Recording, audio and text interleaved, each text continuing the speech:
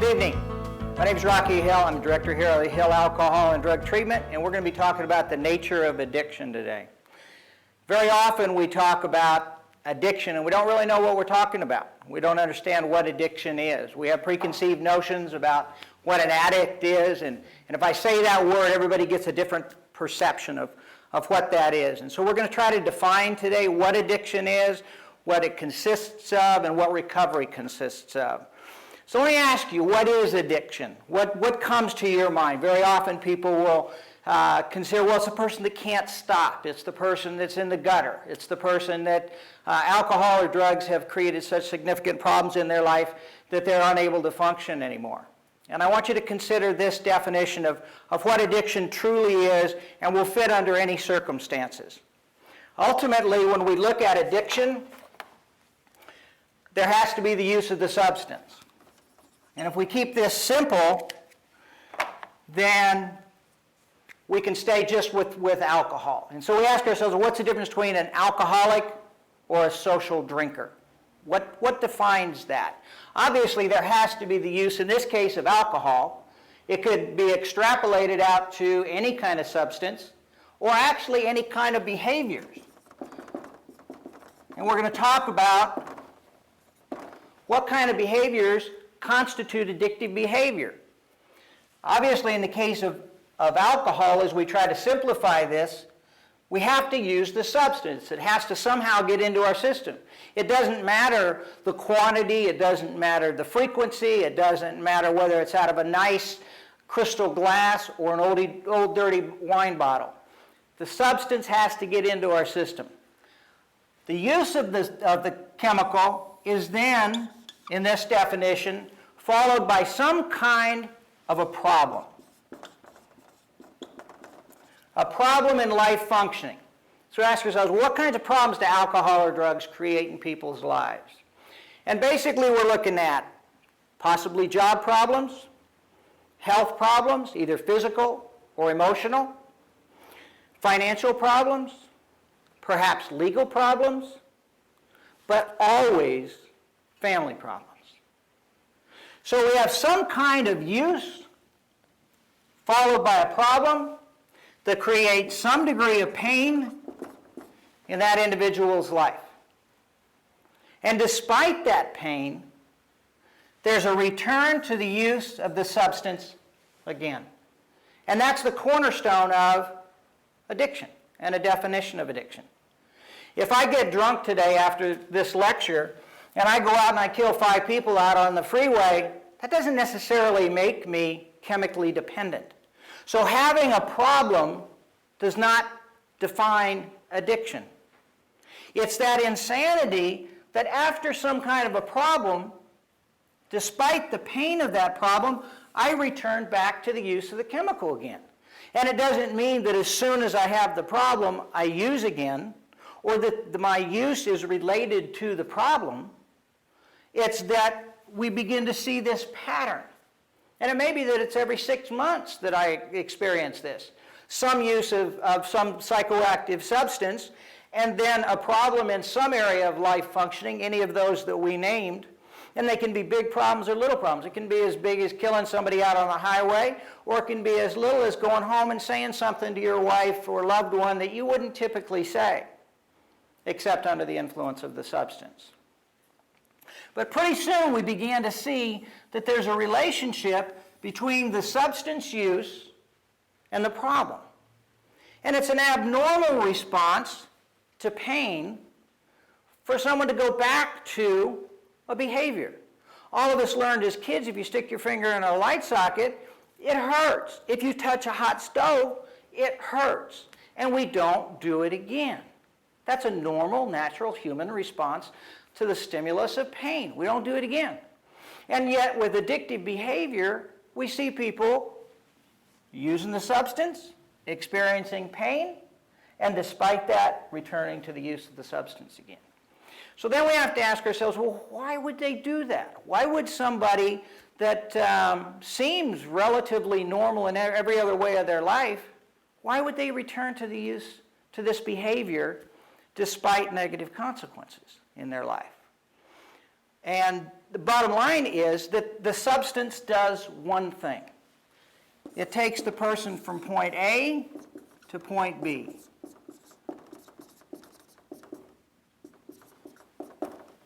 Some degree of discomfort, bored, empty, lonely, inadequate,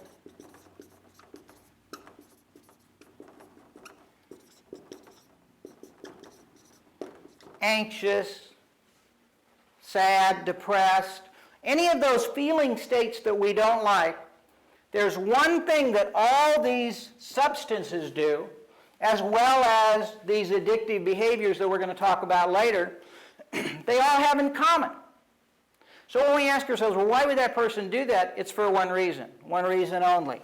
It takes us from discomfort to comfort. There is no other reason. Sigmund Freud talked about addiction was latent homosexuality. I hope not. I think Sigmund Freud was wrong. The bottom line is people that use addictive behaviors use for one reason. They want to feel comfortable. They want to change their brain chemistry in such a way that they're able to enhance the quality of their life internally despite the negative consequences that are being created in their life. It's interesting because, I think a lot of people have tried to figure out why addicts go back to using. Certainly those of you that have family members here in the program, you look at it and you say, my God, I don't understand that. Why would they do that? Are they stupid? Are they somehow pathologically sick? And the reality is, studies have shown that people that have chemical dependency tend to test higher on tests of IQ, tests of creativity, and tests of sensitivity. So why do they do that? And we're going to talk about some of the etiology or the disease concept at a later date, but we need to at least begin to address it tonight.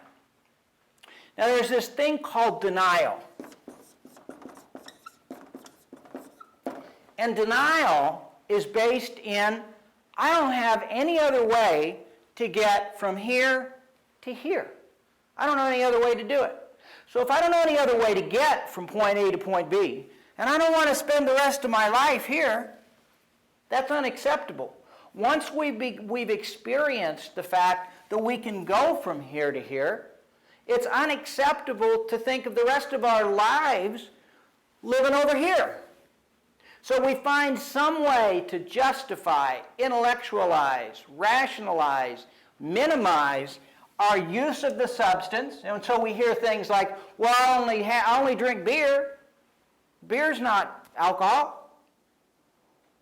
I only had 2 beers. Well, I'm not hurting anybody but myself. And yet we see that over and over, the return to the use of the substance.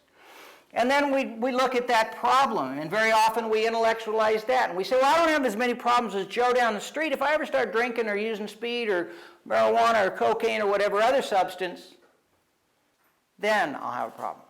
But not now, because it's not that bad yet.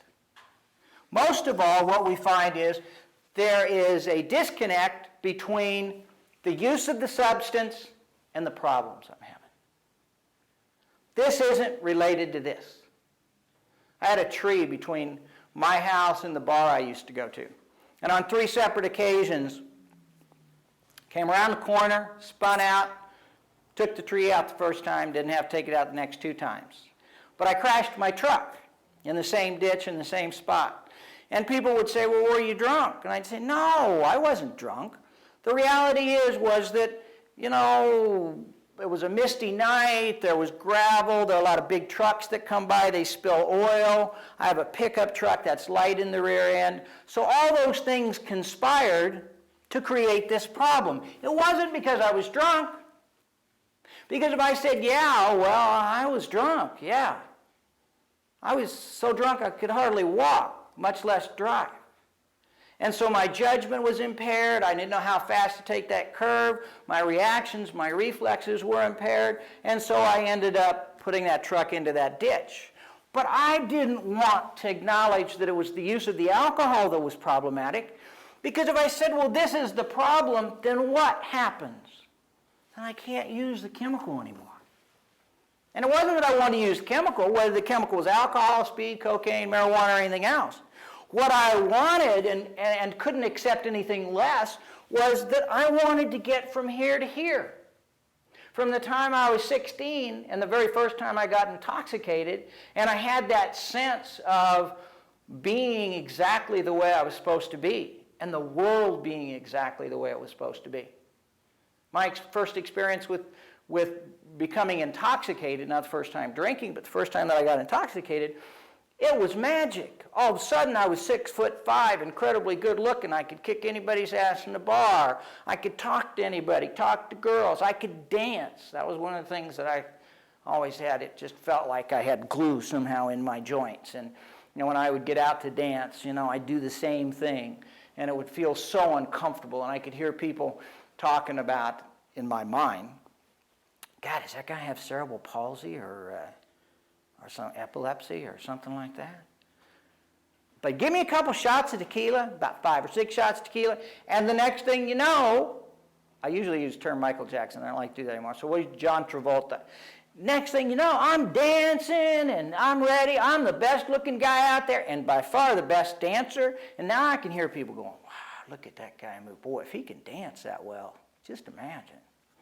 So in any case, denial is the power of our brain, of our mind, to deny the obvious. People from the outside, you family members, look at the person and you say, my God, it's so clear, it's so obvious what the problem is.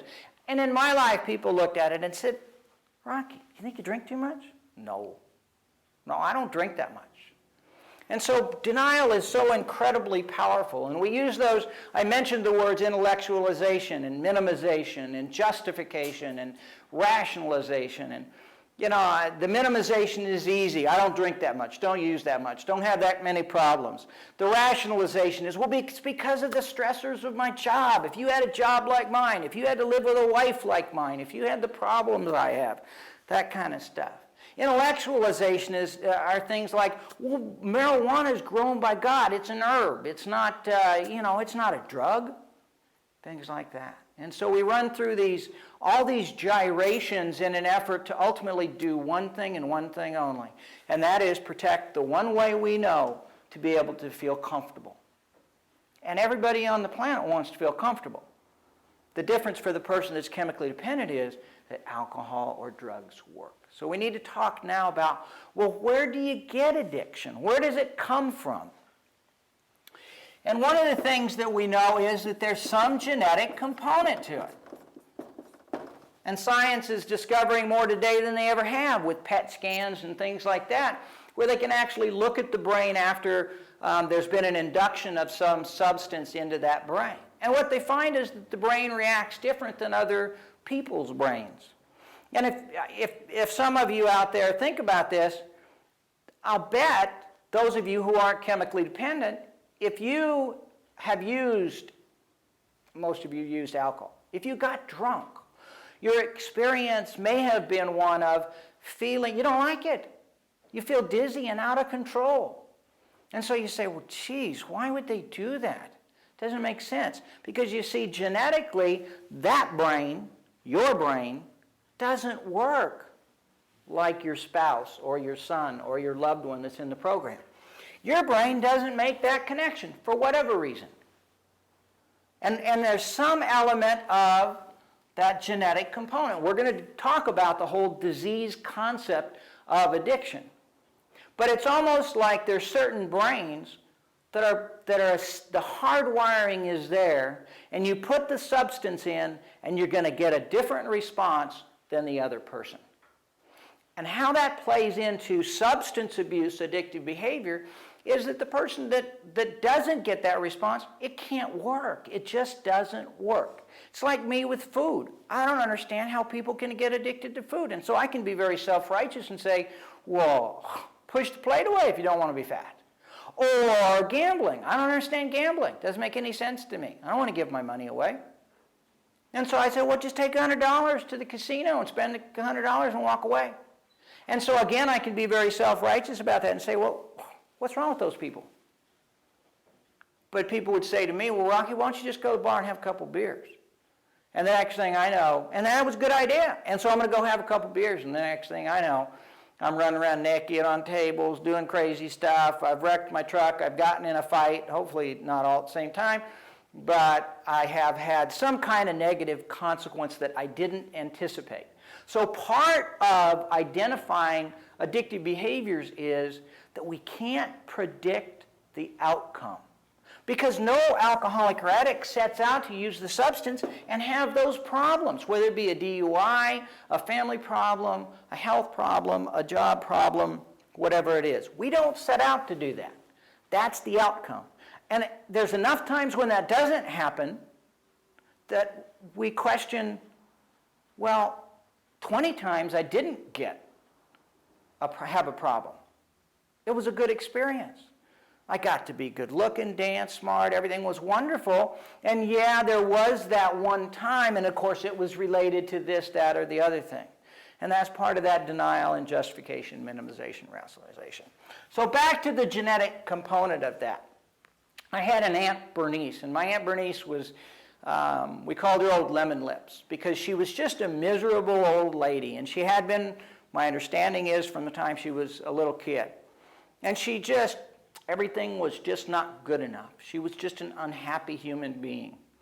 And Aunt Bernice had a bad back, and so I would go over and liberate her from her Dilaudid, her painkiller. And it was a little bitty pill, and I always wondered how they got all those good feelings in that little bitty pill. But I would take Aunt Bernice's Dilaudid, and I would crunch it up and stick it in my arm. And for me, that Dilaudid gave me a sense of warmth and comfort, and everything was okay in the world, and it took me right over here instantaneously. After I got clean and sober, I went back to Oklahoma to see Aunt Bernice in the nursing facility, and she and I were talking a little bit about my recovery and my addiction and her life and things like that, and she looked at me and she said, you know, Rocky, I wish I could be an alcoholic or a drug addict. And I looked at her and I said, what do you mean? Why would you want to do that? And she said, well, the truth is that if I drink or if I take that little white pill that you used to steal from me and you like so much, I feel dizzy and out of control. I don't like the feeling.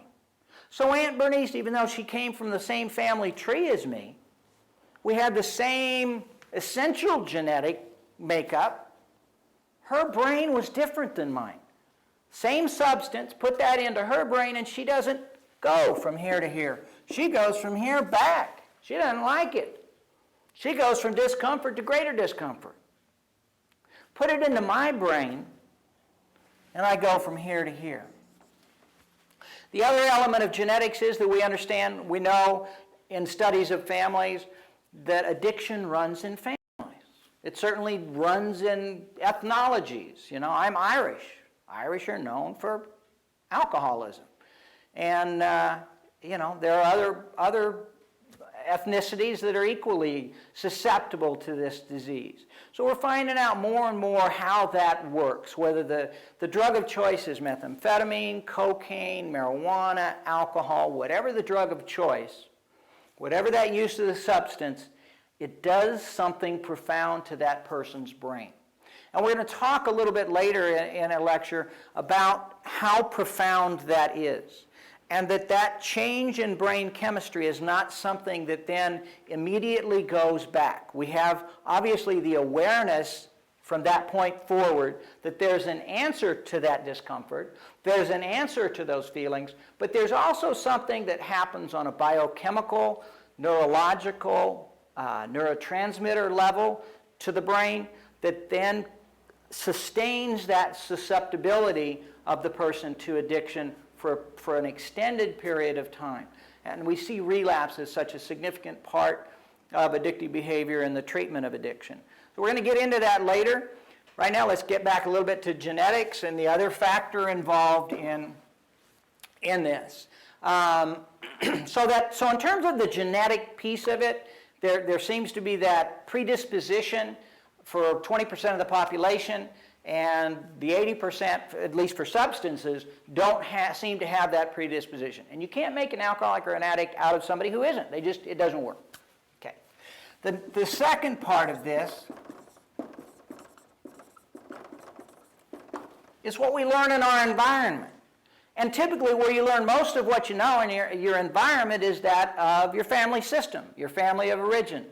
As a child, you grow up and you come into the world kind of a blank slate with these, as we mentioned, these predispositions. But you don't really understand the world and how it works and who you are. And in the course of your childhood, you begin to define who you are based on interactions typically with other people, primarily your parents and your family members. And so we start to learn some things, and Debbie's going to talk in her lecture on rules and roles of dysfunctional families and codependency.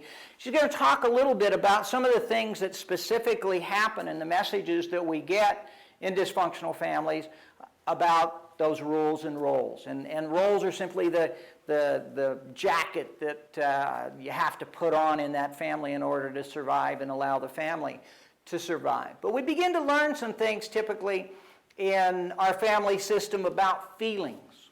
We're going to go into that a little bit more as we talk about some of the other addictive behaviors and how they're all kind of interrelated. But some of the things that we learn are what to do with feelings, and that seems to be of utmost importance in then the recovery from addiction. Because if we're going to ultimately change this, if we're going to treat recovery and we're going to discontinue the use of the substance, then we're going to have to find something that goes into that spot and provides this opportunity that doesn't include alcohol or drugs. Or we're going to go back, because our brain never forgets that that's there. So when we look at that environmental piece of it and what we do emotionally and cognitively and psychologically, is we begin to separate what we think from what we feel. And if any of you have ever heard or had said to you or said yourself, if you want to cry, I'll give you something to cry about. What are you afraid of? There's nothing to be afraid of. What's wrong with you? I remember when I came back and I was in 5th or 6th grade, maybe less than that, probably 3rd or 4th grade. There was a big old kid in my class, and it was my turn to get bullied or picked on by him. So I came back, and I remember sitting down with my dad, who was a fighter pilot and rode bulls and boxed and all that kind of stuff. And I remember saying, you know, Dad, this guy's picking on me at school. My dad looked at me and said, you know what, you go back to school and you kick his ass. I can't even reach his ass, much kick his ass, much less kick his ass. You can't kick his ass. And the reality is that the message I got was, you're not supposed to be afraid. You're not ever supposed to be afraid. And so I got the message, you're not supposed to cry. Well, if you don't cry, then better not feel sad, because nature's way is if I experience the emotion of sadness, it's going to get hooked up to my tear ducts. And the next thing I'm going to cry. And the model I had for that was my dad and other males in my family. We didn't cry. You know, men were men. Now the women cried, but men were men. And so I learned to push those feelings away, and I learned to take a part of me that was, I think, ultimately who I was, and put it into a closet and shut the door and say, I don't want any part of that little kid. I don't want any part of that part of me that feels feelings. Because if I give that part of me a voice, I can't control it. And I end up doing things that are contrary to the lessons that I've learned about who I'm supposed to be in the world. And so I learned the lesson well. And so consequently, in recovery, what we have to begin to do is to undo those lessons and question those. And the best way to do that, ultimately, that I know of is in group therapy, in 12-step meetings, in places where they create a safe place where you can begin to experiment with, well, what are these feelings? How do I shift from cognition to emotion? And we're going to talk about that a little bit more now as we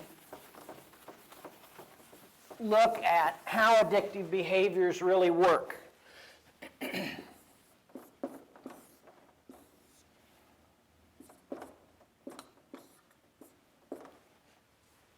That's person. And ultimately what we have up here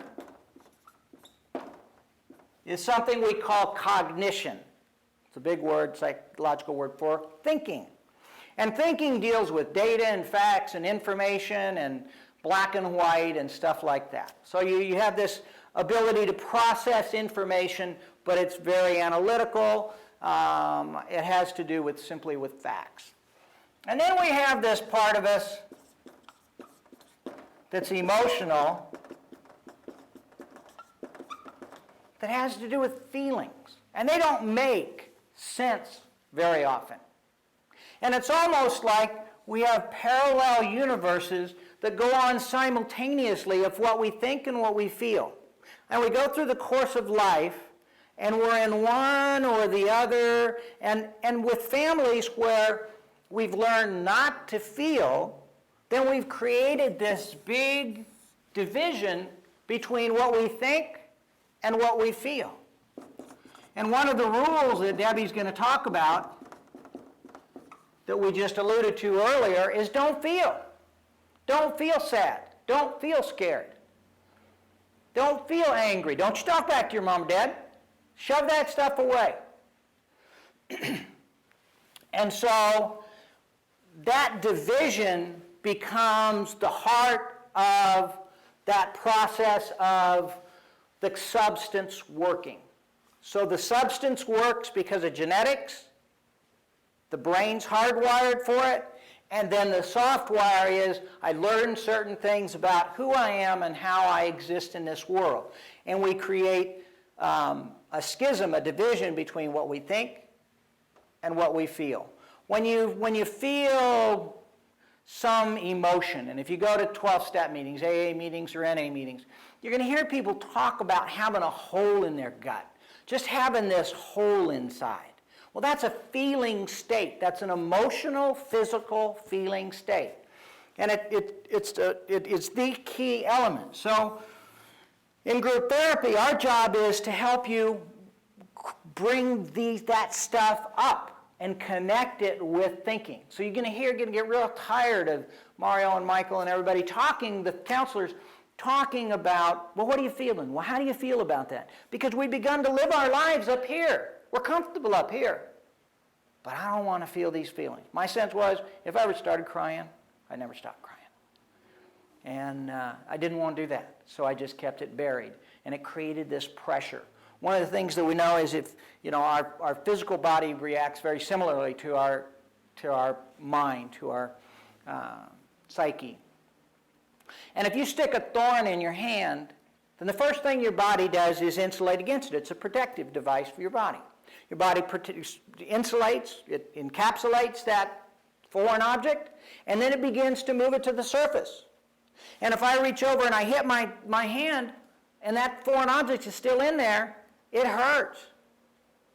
It begins to pus up. It begins to inflame. And it won't get better. No matter how much salve I put on it, no matter how much antibiotic ointment, no matter what I do to it, it's going to stay sore and inflamed and painful. Until finally, I get out a needle or something and I squeeze that foreign object out. And I take it out and it hurts and it bleeds and then it heals. And that's exactly what we're talking about here, is we have to create a connection between our head and our heart. And that's what recovery is ultimately. Okay, let's talk about the different types of addictive behaviors so that we get some framework for, well, how is gambling like any other drug, any other addictive behavior? And we're basically two different types of addictive behaviors. When we look at all the addictive behaviors that fall into that model of behavior, problem, continued behavior, they fall into two basic categories. Either adrenogenic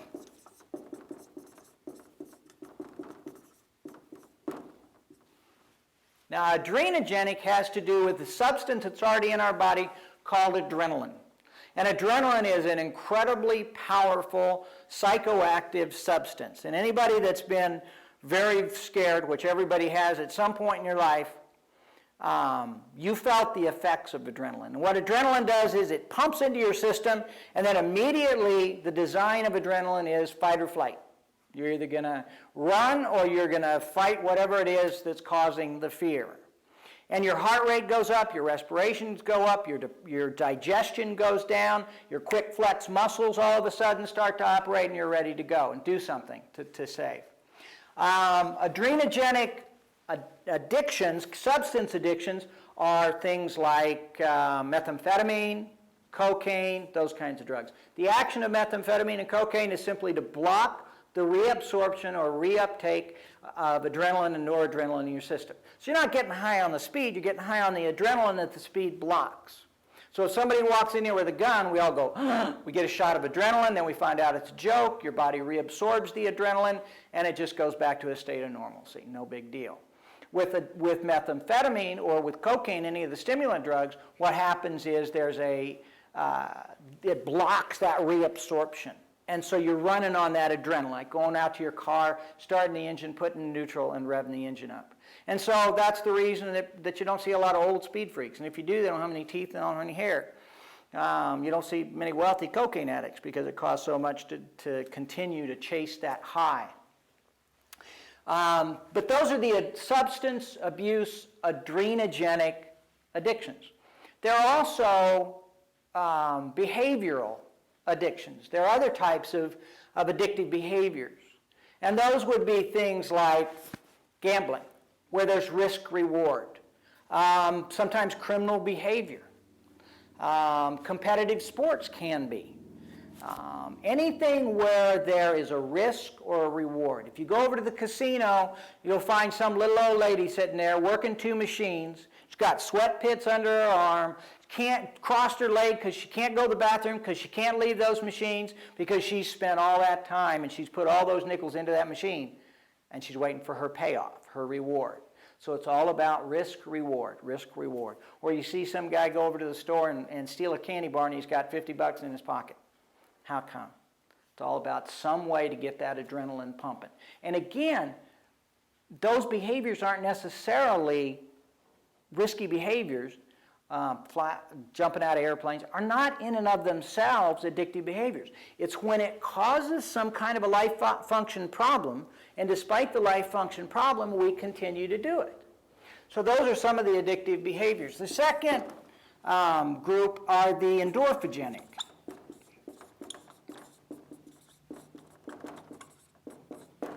And endorphogenic are basically, now what this does is it kicks the thinker into high gear, so that it overrides the emotions. And so if you talk to somebody that's on crystal, they've solved all the world's problems in the course of the day while they're mowing the yard and they're walking their dog and doing the whole deal. And that's what it does. That's the action of these kind of adrenaline, is it kicks the thinker into high gear and thus supersedes that emotional reality and the need we have for those emotions to gain expression. So it takes away that sense of uncomfortable boredom. It takes away that lethargy and depression. On the other hand, the endorphogenic substances work directly on the feeling state. And what they do is sedate, anesthetize. And so substances in this category would be things like alcohol, tranquilizers, sedatives, painkillers, to some extent marijuana because of its relaxation effect. Drugs like that will anesthetize and sedate and relax the individual, and that's the point of the use of the substance. Ultimately, you get a rebound effect. Everything that goes up has to come down. So if you go down in sedation, if this is normal, you have to come back up here. Same thing with the adrenaline. If you go up, it's got to come down. Those are the downsides that anybody who's used and abused substances has discovered. So then we ask ourselves, well, what other behaviors mimic that same receptor site in the brain that achieves that? The receptor, the neurochemical, is a neurotransmitter called serotonin, dopamine. Some of those neurotransmitters are essentially feel-good chemicals. Some of the other kinds of behaviors would be exercise. Exercise will stimulate the production of endorphins. In some people, food. will stimulate the production of endorphins. And so a person eats not because they're hungry, but because they get a high from it. So they sit down with a big bowl of ice cream and potato chips, and they've already had breakfast, and they've already had lunch, but they're having another meal in between because it feels good, not because their body needed it for sustenance. Orgasm is another. So here you get a combination of, if you have an affair, you get the adrenaline of the fear of getting caught, and then you get the endorphin of the sedation from orgasm. And what we found is an orgasm will create 10 times the relaxation and sedation that a tranquilizer will, like Valium or Librium or Xanax. So you can go home tonight and say to your spouse, you know, hey, remember the lecture?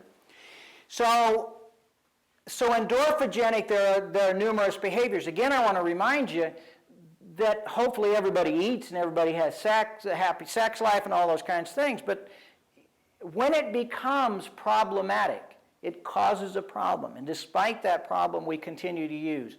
That's when we move into that kind of behavior. That kind of problem. Another behavior would be exercise. Those kind of people that are addicted to going to the gym, that kind of stuff. So that kind of gives us a picture of what happens. There's one more thing I want to talk about, and that's this notion of what we call euphoric recall. And the brain has this tremendous capacity to feed back to me pleasure over pain. And so when your counselor says to you, think through that drink, think through that last episode when you used speed or cocaine, because at some point it became not fun. And your brain will want to stop you at that point.